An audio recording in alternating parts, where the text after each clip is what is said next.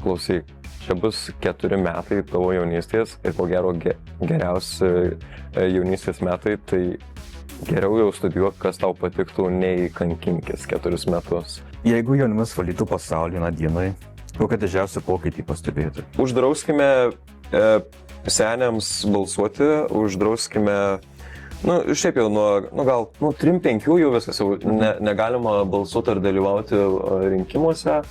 Numažinam amžiaus cenzą prezidentūrai, tai man atrodo politika pasidarytų įdomesnė.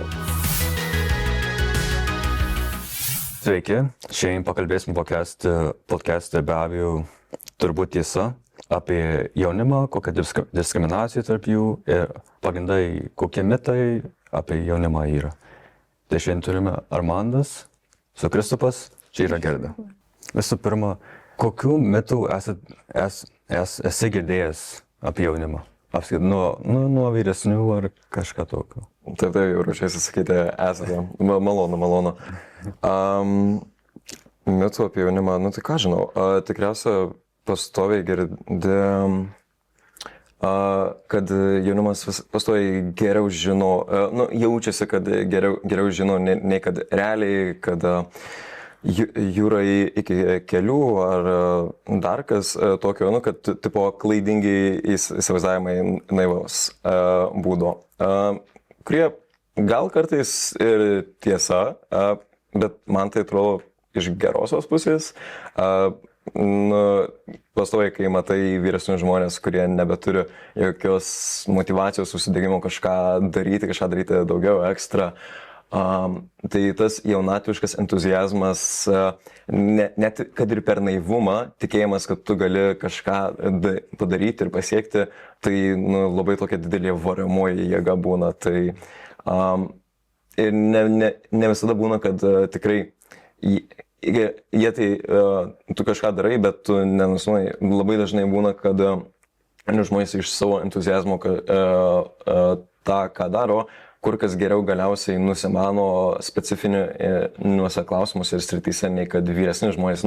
Man labai dažnai tenka tą matyti ir susidurti, tai manau vienas iš to, kad jaunimas, jis nežino, dar reikia kažko išmokti. Gal kai kuriuose gyvenimo klausimuose, bet šiaip tai tikrai yra labai daug stiprių jaunų žmonių pavyzdžių, kad aš skeptiškai vertinčiau tą. Ir dar tokį norėčiau pridėti, kokia frazė apie jaunimą labiausiai nervina? Frazė apie jaunimą. Gali būti ne viena, gal skirtingų turi, arba viena pagrindinė kokia, pavyzdžiui. Gali būti daug negu viena. Dabar, kad būtų kažkokia frazė, sunku pasakyti. Bendrai tai būna tas nusiteikimas ar nusistatymas iš ankstinis vyresnių žmonių, dažniausiai tėvų, senelių arba dar kieno. Dažniausiai, jeigu tai svetimi žmonės, tai jie tiek savo nusistatymo nerodo kitiems. Gal neturėčiau kažkokios frazės, daugiau tiesiog. Visada skirtingai žodžiais būna perfrazuota, bet tiesiog mintys kartojasi. Gal jūs kažkokią frazę turite omeny, jeigu kyla klausimas? Frazės, tokios nelabai man dar kyla. Manyčiau. Man labiau irgi tos mintys, kaip sakai, tos, kur nelabai tokios, nežinau dabar kaip pasakyti, bet tas, kad jaunimas dar nieko nemoka, dar viską, kad suaugusiai geriau žino. Jo, ir taip, sakau, ne visada taip yra. Aš net galvoju, mano akimis, kai pasižiūrėjau į vyresnius žmonės, tai jie yra tie patys vaikai, tik tai suaugę, kaip čia pasakius, būna tas juokingas, klaidingas įsivaizdavimas, suaugę žino. Ne, tu supranti, kad žmonės suaugę, jie lygiai taip pat nežino, jie tik tai turi elgtis ar apsimesti, kad jie žino. Ir man atrodo, visi žmonės, mes visi nežinom ir mes tiesiog bandom kažką daryti, apsimesti. Ir kartais tiesiog kitiems žmonėms atrodo, kad tas žmogus nusimano, bet jis tiesiog doing something. Vaidina. Jo. Kažką bandau padaryti. O tu dabar studijuoji, ne? Jo, aš Ką studijuoju. studijuoji? Aš studijuoju gal ne tik įprastą dalyką, aš studijuoju klasikinę filologiją. Pirmiausia, tai juokinga, nes aš toli gražu nebuvau lietuvių kalbos mokinys gimnazijoje, aš buvau matematikas ir istorikas, bet studijuoju filologiją, kalbas, yra ten ir filosofijos, istorijos ir literatūros toks gal visapusiškas dalykas, bet man visai patinka tai, ką pasirinkau. Juokinga, kad aš buvau stipriai apsisprendęs, kad į EVAFą, į ekonomikos fakultetą stosiu, o tada gal, kai reikėjo priimti tą lemtingą sprendimą, savaitę prieš persigalvojau. Kardinaliai. Gan kardinaliai. O tai, sakai, kad persigalvojai. Taip. Kodėl pirmiausia nenorėjai į savo pasirinktą stoti, o paskui persigalvojai labai? Tai aš net nebuvau žinojęs pirmiausia, ar net mano radarė nebuvo to pasirinkimo, tos krypties, į kurią aš nuėjau. Tai aš sužinojau galiausiai tiesiog per žmonės, su kuriais bendravau, aš su daug kuo bendraudavau, susipažindavau, galiausiai pavyko susipažinti su žmonėm, kurie studijavo universitete, arba protarpiais net kas dėsto universitete, su daug kuo pakalbėti. Tai buvo visokių skirtingų pasiūlymų ir minčių užmestų, tai jau tada sužinojau daugiau. Bet aš galvojau, mano mąstymas ilgą laiką buvo, kad jau jokios humanitarikos, sociologijos aš nesirinksiu ir reikia kažką pragmatiško pasirinkti. Tai galvojau kokią ekonomiką, arba vadybą. Irgi tikrai yra labai daug mūsų bendraamžių arba irgi mūsų kartos, kurie irgi galvoja irgi panašiai sumetimais į tokį dalyką eiti.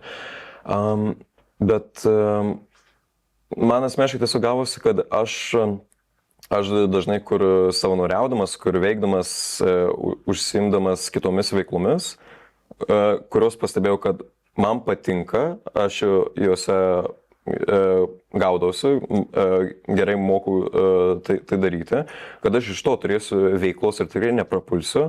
Ir tada toks man asmeniškai susivokimas vyko, kad aš galiu tada rinkti studijuoti, ką aš noriu. Ir aš tikrai neprapulsiu. Tai jeigu aš galiu studijuoti, ką aš noriu, tai davai kažką, kas tikrai, kažkas įdomaus ir kažkas, kas atlieptų, kas man patinka asmeniškai. Tai jo, man patiko istorija, filosofija ir kalbos. Tai visiškai toks dėl savo asmeninio išsilavinimo pirmiausia. O tai kas yra pragmatiškas? Šiuo klausimu pragmatiškai tai būtų tėvai tau sako, kad studijuoti tai, kas tau tikrai duos darbo garantuotai. Tai tipo naudinga akivaizdžiai. O kaip tavo artimieji reagavo į tai, kad tu įstojai? Kad įstojau, tai džiaugiasi. Į kur įstojau, tai sunkiausiai reagavo močiutės, nes jom tai turi kažką, kas tikrai... O tai ką tu dirbsi? O tėvai, aš nusibau, mano tėvai, aš galvoju, iš jų susilauksiu labai daug neigiamų reakcijų, nes tiesiog logiškai, nes visi mes jauni žmonės, arba bent ypač internete kalbame, kad tėvai nori, kad tą studijuotum, kas perspektyvi karjera ar specialybė, o mano atveju gal tiesiog labai tėvai mano būdą ir charakterį labai pažinojo. Ir taip pat žinojo, kad matė, kad esu gan veiklus, tai jie ganėtinai apsidžiaugė tuo, ką aš pasirinkau, kad tai arti man. Mamai visada patiko filosofija, tai kad sūnus į tą tokią kryptį jai patinka. Tėtis visada gerbė žmonės, kurie daug kalbų gali kalbėti, tai kažkaip sukrito, tikrai ne visiems būna, tikrai pasitaiko, kur tėvai kur kas abejingiau vertina studijų pasirinkimus, ypač gal kas į menus nueina, ar į LMT stoja, į aktorystę, režisūrą ar panašiai. Ar yra, ką jūs galvojat studijuoti ir nežinau, kokie pokalbiai pas jūs namuose vyksta? Nu, pas mane palaiko mano tą aktorystės norėjimą, bet va tas va yra, turėk aukštai, nes darbą lengviau rasti. Tai bet man leido pasirinkti, ką aš noriu studijuoti, tai aš vykau į studijų mugę ir išsirinkau, kad man genetika mane labai, man įdomiausia tema biologija ir aš biologiją pasirinkus.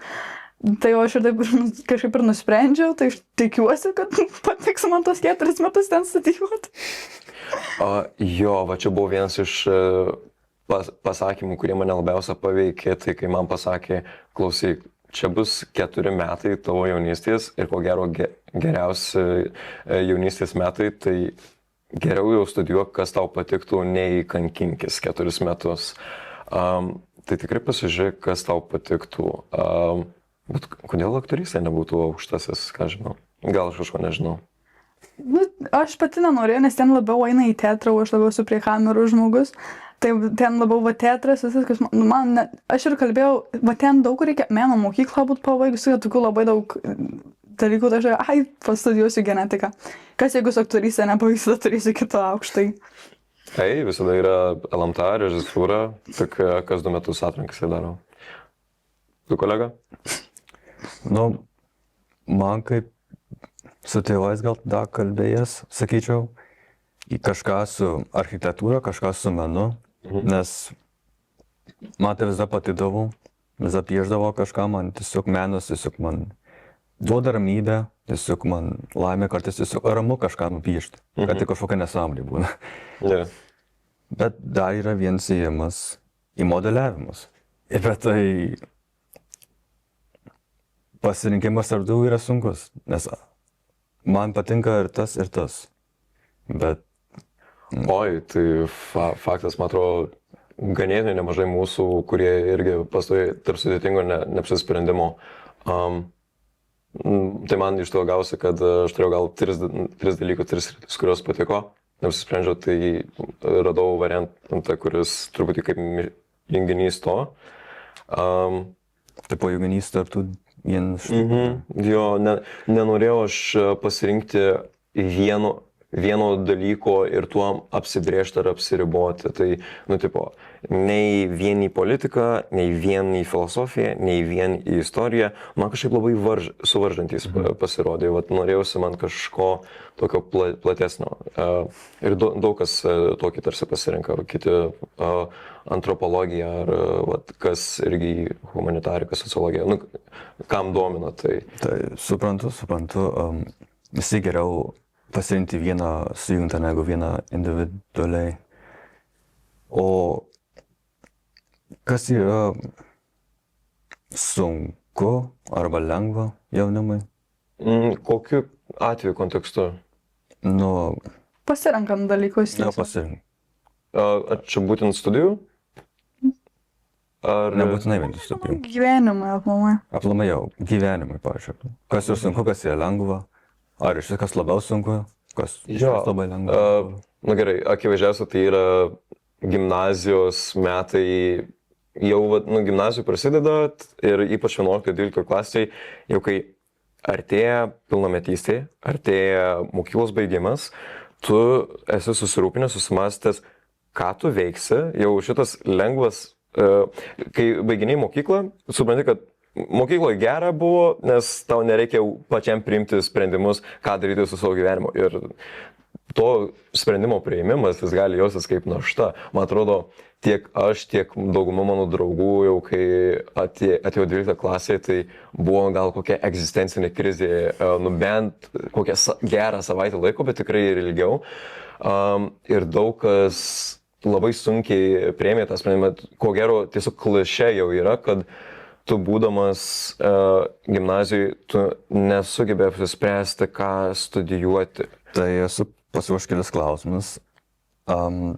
Kokie yra stereotipai jaunimo? Tai vienas, kurį jau kalbėjom, tai yra tai, kad jaunimas naivus, pasikėlęs, ambicijomis nepamatuotomis. Tai vienas, kitas, tai klasikinis karta iš kartos, man atrodo, kad ši karta yra tokia bloga, vat mano laikais tai buvo kitaip ir buvo geriau, arba mes buvom tokie ir tokie, o kas čia dabar? Nu, abejoju, man atrodo, kiekviena karta, kuris skundžiasi, tai apie tą kartą irgi skundėsi praeitos kartos. Tai, bet galbūt ši karta ar šis laikmetis tiesiog yra toks, kad labai daug kas keičiasi ir labai keičiasi ir mados ir stiliai ir įpročiai, kad sunku apibrėžti koks, nes aš dažnai išgirstu, būna žmonės, kurie išvienpeikia, tarkim, pamatė vienokį tipą jaunimo, bet yra ir kitokių, tipo, toj pačioj kartoje yra labai daug skirtingų jaunuolių ir tu gali, priklausomai su kuo tu susiduręs, tu gali likti arba su labai pozityviu įspūdžiu, arba šiek tiek nuviliančiu. Tai labai priklauso nuo susidūrimo. Aš nežinau, kaip jūsų aplinkoje, bet man atrodo, ir toj pačiai Marijampolėje labai jaučiasi, nu, tarkim, skirtingi būdai ir skirtingai stiliai, net tam tikrų jaunimo grupių, gal vat yra kas centre, kas kitur. Nu, tikrai labai skiriasi. Kur centre labai matai tokį, būna, gana, nu, tokie madingi, labai labai apsirengia labai madingai, kad jis net ir, gal nesenoviškai, bet kaip čia pasakius? Klasiškai? Nu, klasiškai jau. Okay. O kai kur gali kitur nueiti, gal ne visai centre, bet kitur tai matai, jie apsirengia beleką, gali būti teneginis keliasi kažką. Adidas? Pasukušus kiek Adidas? Nu, Adidas gali būti, gal Nike, bet... Man atrodo, mes Marijampolėje neturim tiek šitos kultūros, kaip kad yra kitose miestuose. Gaila. Ar esi turėjęs darbą? Taip, esu. Tai ar buvo sunku, ar patyrei stereotipų ir pačiam darbe? Stereotipų pačiam darbe? Ne, gal, nu, kur tekia dirbti, kai dirbi sandėlį, nelabai aktualu, tu tiesiog daryk darbą. Dirbi kaviniai, nu, pats kolektyvas buvo būtent studentai ir kiti jaunuoliai, tai buvo kažkaip jau numatyta, nereikėjo, man netekė gal dirbti, kur tu esi vienas jaunas žmogus tarp vyresnių, čia jau daugiau, kas baigė studijas, vat, iš karto patiria. Bet ar sunku buvo susirasti ir gauti tą darbą? Visada, aišku, yra lengviau, kai tu per rekomendaciją arba per pažįstamą gauni darbą, paprasta. Kai reikia pačiam darbintis, jo, tai paskutiniam darbe, kurį dirbau, tai aš jį gavau iš 3 interviu, turėjau 2 interviu prieš tai. Ir atrodė viskas tvarkoj ir tu nesulauki jokio atsakymo. Ir tu net nežinai, ką tu blogai padarė ir ką per tą interviu. Tikriausiai nieko, ten nemanau, kad kažkas asmeniškai prieš tave, akivaizdu, kad ne. O kitas tai, kur galiausiai įsidarbinau, tai pataikiau ten, kur irgi yra jaunimo kolektyvas, jauni žmonės, studentai dirbantys, tai jau buvo didelis pliusas. Ar sunku, pavyzdžiui, pateikti darbą, kur jaunas žmogus neturi patirties? Ne, nu, visada visur yra darbų, kur kviečia ir priima žmonės, kurie dar neturi patirties ir labai daug darbų, kurie gali pasiskaityti darbo aprašymus, patirties nereikia, mes apmokysim. Va, yra tokių skelbimų. Nu, aš tai nemačiau, sakau, aš tik tai matau patirtis būtina. Tai čia būtent Marijampolė, aš spėju. Ir susidurint moksleiviams, vat kas yra iššūkis. Sudėtingiausia tai, kai nėra 18, esi moksleivis ir bandai rasti darbo ir ko gero, be pažįstamų sudėtinga. Yra programos tam dabar, kurios skatina įmonės įdarbinti nepilnamečius ir žinau, kurie dirbo vasaros metu tam, bet jo. Bet mažai įmonių nori tai daryti, nes man atrodo, kad kažkas prisideda, jeigu nepilnametį įsidarbini. Nu tai vat, yra programos, kurios finansuoja, bet jo, galimai čia yra dėl stereotipų arba aš manyčiau, kad jeigu vis daugiau atsirastų įmonių ar tiesiog jaunų žmonių, nu, dar neturinčių 18 metų dirba ir atgarsiai yra geri, kad jo, visai gerai dirbo, susitvarkė, kad žodis per žodį visai pereitų ir išgirstų ir kitos įmonės. Tiesiog nelabai gal tos praktikos buvę ir visi šioje vietoje turi stereotipus. O kalbant apie stereotipus, jeigu galėtai ištinti vieną stereotipą, ar kelis, sakykime, vieną stereotipą. Koks tai? Tai gerai, jeigu dar buvo klausimų, tai kad neatsakingi, ar neteis laiku į darbą, kažko nepažiūrės, kažko nepadarys, bet kaip jaunam žmogui kažkaip keista taip pagalvoti, kur tipo, bet tu kiekvieną dieną keliesi į mokyklą, kiek namų darbų kontrolinių ruošiesi. Man atrodo, studentai nėra tokie atsakingi, kokie moksleiviai yra atsakingi, nepalygintinai. Tai šioje vietoje, kur problema būtų moksleiviui dirbti, galimai jie atsakingesni net už studentus būtų. Ironija, paradoksas, ne? Nes studentus darbina, ne moksleivius. Na dabar turiu tokių linksmesnių klausimų. Gal, kaip manau, taip. Jeigu jaunimas valytų pasaulį vieną dieną, kokią didžiausią pokytį pastebėtų? Jeigu valdytų pasaulį vieną dieną. Ką čia net padarius? Tai nuobodu būtų gal sakyti, kad norėtume išspręsti pasaulio badą, nelygybę ir karus. Nežinau, jeigu priimti jaunimo valdžią. Sakykime, uždrauskime seniams balsuoti, uždrauskime, šiaip jau gal 3-5 jau viskas, jau negalima balsuoti ar dalyvauti rinkimuose, numažinam amžiaus cenzą prezidentūrai, tai man atrodo politika pasidarytų įdomesnė. O kodėl 35 būtent? Aš tiesiog sugalvojau, aš jaunas žmogus. O tai negali gal žemiau, Dar žemiau? Pavyzdžiui, žemiau. Jo, bet tada svarbu, kad rastų žmonių dar pernelyg mažai gal eina balsuoti iš jaunimo. Gal tas pasikeistų, jeigu tik jaunimas ir galėtų balsuoti, aš nežinau. Ačiū, Amandai, tai Gerda. Kodėl tavo nuomonė suaugę kartais bijo klausyti jaunimo idėjų? Čia vėl tie patys stereotipai, manau, bet tas, kad jaunimas dar nieko nežino, nieko nemano, dar nepasiekė jų amžiaus. Kaip tu manai? Dažniausiai tai būna, kai tu ką išgirsti iš jaunesnio žmogaus, tu dažnai tiesiog išgirsti savęs jaunesnio kažkokias mintis, kur jau tu žinai ir tą girdėjęs ir matęs, ir kartais ir būna juokinga, net kaip vyresniam moksleiviui, man atrodo, tu jaunesnių moksleivių kažkokias mintis išgirsti ir, been there, done that, jau tas.